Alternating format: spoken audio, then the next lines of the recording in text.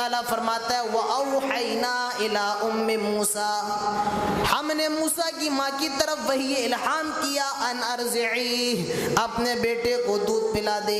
معلوم چلا کہ جب بچہ پیدا ہو تو ماں کو چاہیے کہ فوراً اپنے بچے کو دودھ پلائے، فوراً اپنے بچے کو دودھ پلائے، اور ماں کا دودھ پلایا جائے، کسی جانور کا نہیں، ماں کا دودھ پلایا جائے۔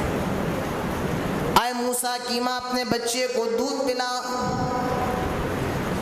اس عورت نے حضرت موسیٰ علیہ السلام کو دودھ پلایا۔ پھر اللہ تعالیٰ حکم دیتا ہے فَأَلْقَيْهِ فِي الْيَمِّ، اور ایسا کر اپنے بچے کو ایک تابوت کے اندر رکھ دے اور دریا میں بہا دے، دریا میں پھینک دے۔ جب کسی عورت کا کوئی بچہ خوف زدہ ہوتا ہے تو وہ اس کو اپنے سینے سے لگا لیتی ہے، سینے سے چمٹا لیتی ہے، لیکن یہاں تو معاملہ الٹا ہے، اللہ کا حکم دے رہا ہے کہ اپنے بچے کو دریا میں ڈال دے، دریا میں پھینک۔ حضرت موسیٰ کی ماں پریشان ہے، دریا میں کیسے پھینکوں؟ آئے اللہ میں تو اس سے بہت زیادہ محبت کرتی ہوں، میرا بچہ ہے، میں اس کو دریا میں کیسے پھینکوں، دریا میں کیسے ڈالوں؟ آئے اللہ کہیں ایسا نہ ہو کوئی دریا کا جانور کھا جائے۔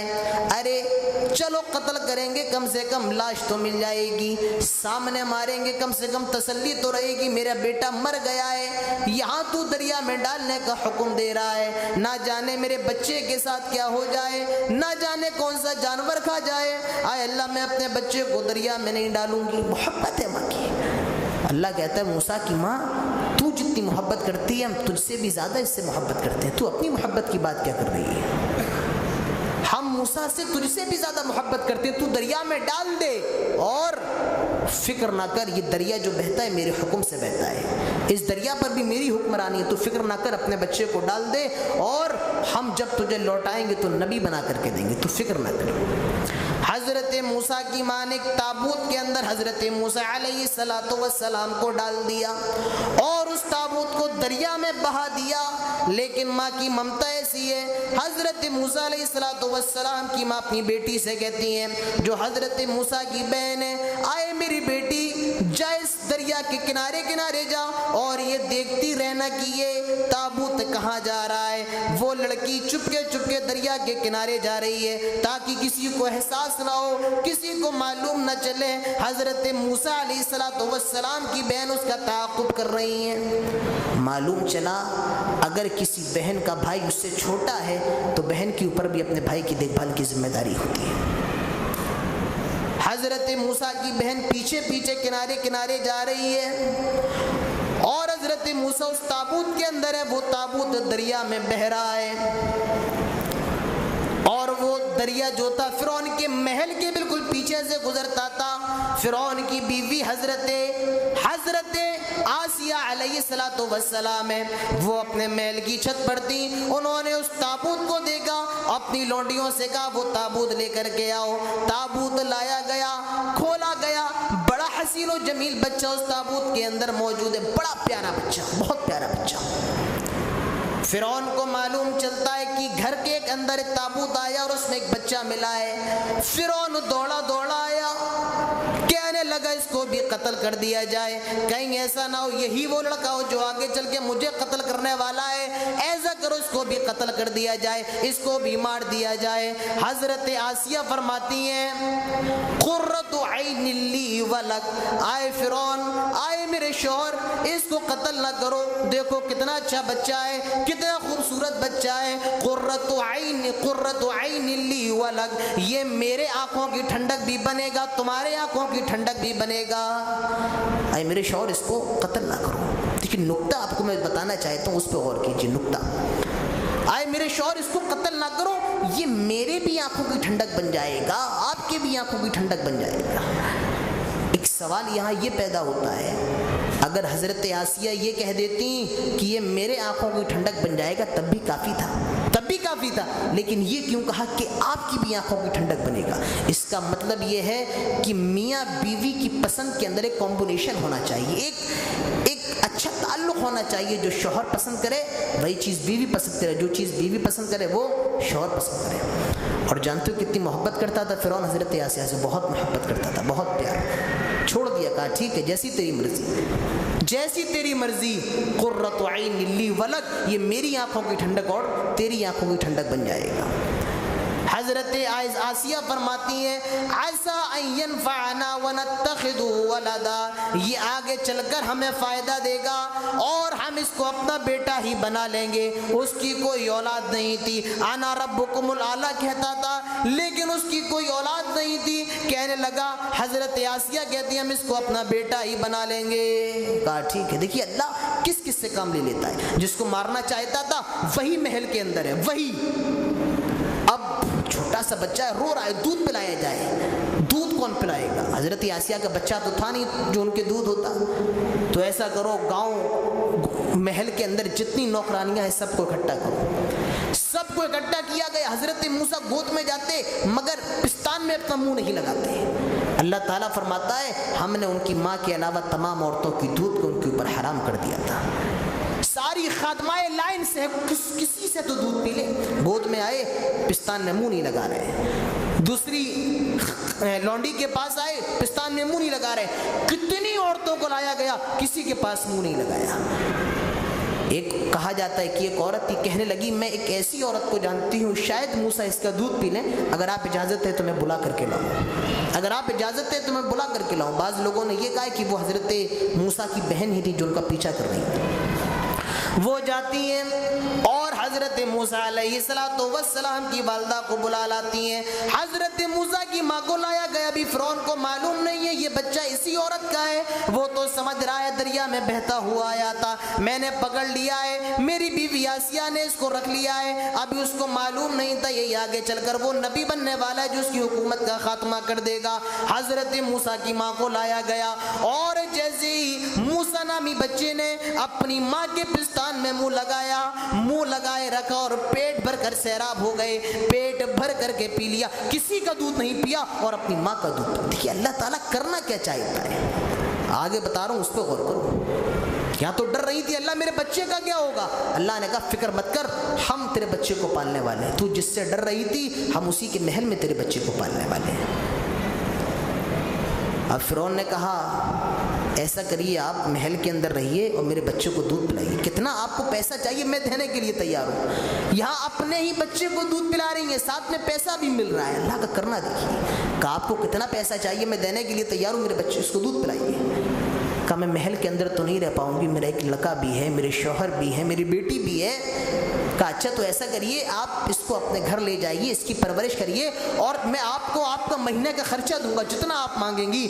دیکھیے بچہ بھی اپنا، دودھ بھی اپنے بچے کو پلا رہی ہیں اور خرچہ کون دے رہا ہے؟ فرعون دے رہا ہے۔ کتنا فائدہ ہے، اللہ جو کرتا ہے اچھے کے لیے کرتا ہے۔ بہت سے لوگ پریشان ہیں پرسوں کیا ہو گیا، اللہ بہت اچھا کرے گا انشاءاللہ، بے فکر رہیے۔ تو اللہ جو کرتا ہے بہت اچھا کرتا ہے۔ تو حضرت موسیٰ کی ماں کے پاس حضرت موسیٰ رہے، انہی کا دودھ پیا اور فرعون نے مہینہ بھی جاری کر دیا۔ اب حضرت موسیٰ علیہ السلام بڑے ہو گئے، یہ آپ سن چکے ہیں لیکن اس کے اندر جو خاص نکتے ہیں وہ میں آپ کو بتا رہا ہوں۔ حضرت موسیٰ بڑے ہو گئے،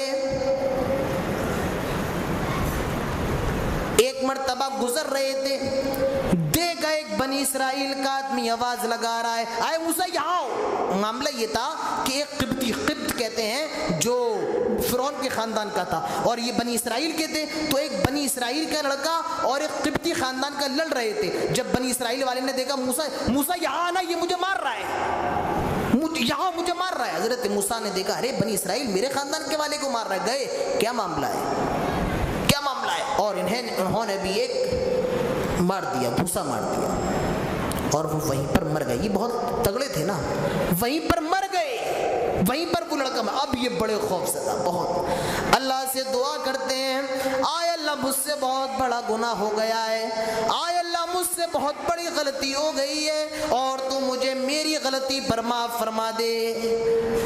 ایک مفسر بڑا اچھا تبصرہ کرتے ہوئے کہتا ہے کہ غلطی ہو جانا یہ انسان کی فطرت کے اندر ہے، ٹھیک ہے، غلطی ہو جانا یہ فطرت کے اندر ہے، لیکن غلطی کرنے کے بعد توبہ نہ کرنا یہ اس سے بھی بڑی غلطی ہے۔ یعنی غلطی ہو جائے فوراً اللہ سے توبہ کر لی جائے، غلطی یہ فطرت کے اندر ہے لیکن غلطی پر توبہ نہ کرنا یہ اس سے بھی زیادہ بڑی غلطی ہے۔ لہذا جب بھی کوئی غلطی ہو جائے تو فوراً حضرت موسیٰ کی طرح اللہ سے توبہ کرو۔ اور یہ جو بھوسا مارا تھا اور وہ مر گیا تھا تو جان سے نہیں مارنا چاہتے، غیر ارادی طور پر اس کو مار دیا تھا، ارادہ نہیں تھا، قصد نہیں تھا حضرت موسیٰ کا۔ اب وہ مر گیا. اب یہ بڑے خوف زدہ، ابھی مصر سے بھاگے نہیں ہیں، بڑے خوف زدہ ہیں کیا کیا جائے. اور ان کو معلوم ہے اگر اس کو معلوم چل گیا فرعون کو تب تو میرا قتل کروا دے گا. یہ بڑے پریشان ہیں. لیکن فرعون کی جو CID تھی بہت خطرناک تھی.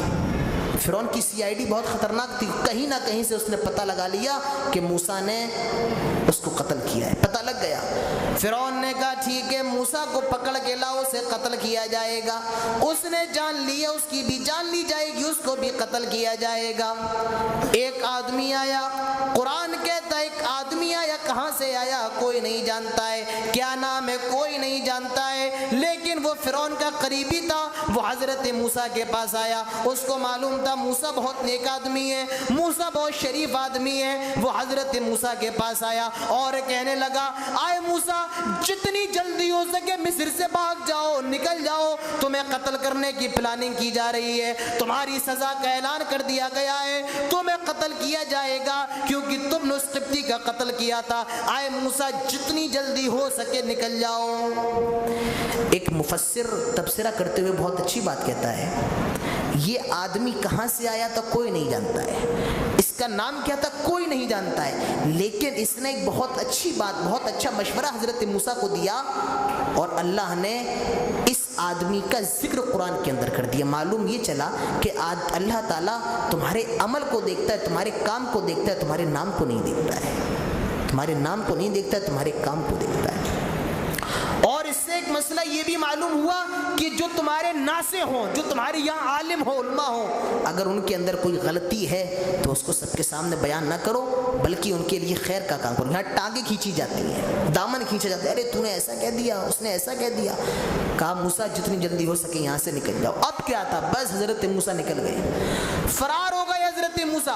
اور 8 دن کے اندر چلتے رہتے ہیں. 8 دن کے اندر ایک گاؤں میں پہنچتے ہیں جس کا نام مدین ہے، سمندر کے کنارے ہے. حضرت موسیٰ مصر سے بھاگے ہیں، معلوم نہیں کہاں جانا ہے. مدین پہنچ جاتے ہیں، اللہ پہ بھروسہ کر کے نکلے ہیں، اللہ کی ذات پہ بھروسہ ہے، پیسے نہیں، کوڑی نہیں، کوئی اشرفی نہیں، صرف اللہ کی ذات پہ بھروسہ کر کے نکلے ہیں. دیکھیے اللہ پہ بھروسہ کرنا کتنی بڑی چیز ہے.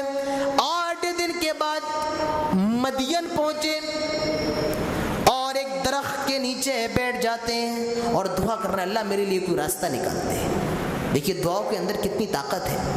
اللہ میرے لیے کوئی راستہ نکال دے، دعا کر رہے ہیں. دیکھتے ہیں کنویں کے قریب 2 لڑکیاں کھڑی ہوئی ہیں، 2 لڑکیاں، اور بہت شرم و حیا کے ساتھ، پردے کے ساتھ. حضرت موسیٰ کا کیا معاملہ ہے، کیا بات ہے؟ کہا یہ کنواں ہے، ہمیں اپنے جانوروں کو پانی پلانا ہے اور ہمارے باپ بہت بوڑھے ہو گئے ہیں اس لیے وہ آ نہیں پاتے. کہا اچھا.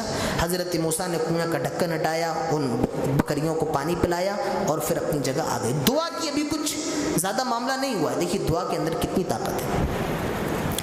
اب یہ لڑکیاں جب اپنے گھر جاتی ہیں اور ان کے جو باپ تھے وہ حضرت شعیب علیہ السلام تھے. حضرت شعیب کو جب یہ سارا ماجرا بتایا، حضرت شعیب فرماتے اس آدمی کو لے کر کے آؤ، اس نوجوان کو لے کر کے آؤ، میں اس کو اس کی مزدوری دوں گا، اس کو اس کی اجرت دوں گا، لے کر کے آؤ، اس کی اجرت میں اس کو دوں گا.